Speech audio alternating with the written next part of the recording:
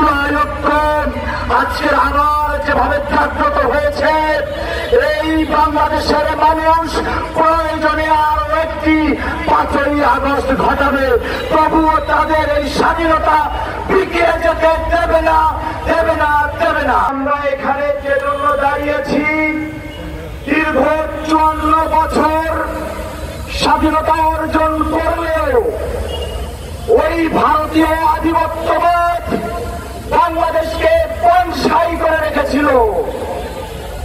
5ই August দ্বিতীয় স্বাধীনতার মাধ্যমে বিশ্বের বুকে বাংলাদেশ আবার যখন মাথা উঁচু করে দাঁড়িয়েছে, ওই ভারতের মাথা নষ্ট হয়ে গিয়েছে। তারা দীর্ঘ 16 বছর ফ্যাসিস্ট আওয়ামী লীগকে দিয়ে বাংলাদেশকে লুটে পুটে খেয়েছে। তারা আবার অপশক্তির উপরে ভর করে শতবর্ষী প্ল্যান বাস্তবায়ন করে বাংলাদেশকে আবার বনসাই করে রাখার জন্য নানাবিধ ফন্দি এঁটে এই সকলই এখন তাদের সর্বশেষ চক্রান্ত হল জুলাই ঘোষণার পত্রকে আটকে দেওয়া। এটাকে যদি আটকে দেওয়া যায়, বাংলাদেশকে আটকে দেওয়া যাবে।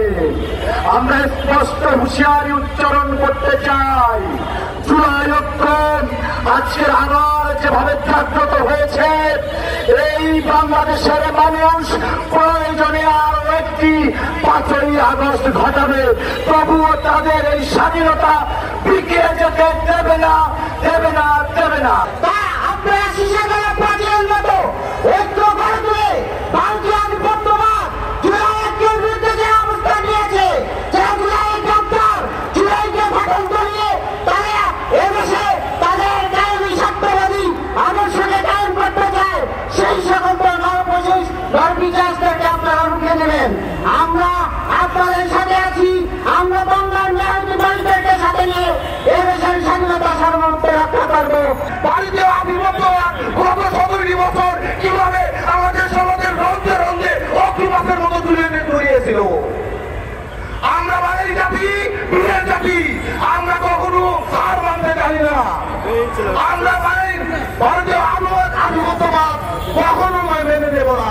গত 54 বছরে ভারত তাদের নিজের দেশীয় লাভের জন্য আমাদের এই দেশের বিভিন্ন প্রশাসনকে, বিভিন্ন সরকারকে ব্যবহার করে গেছে।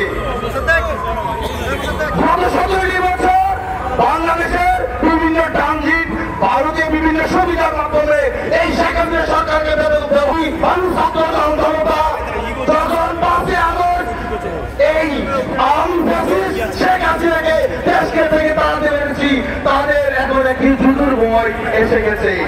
আমরা এখন নালাই তাকবীর বলি।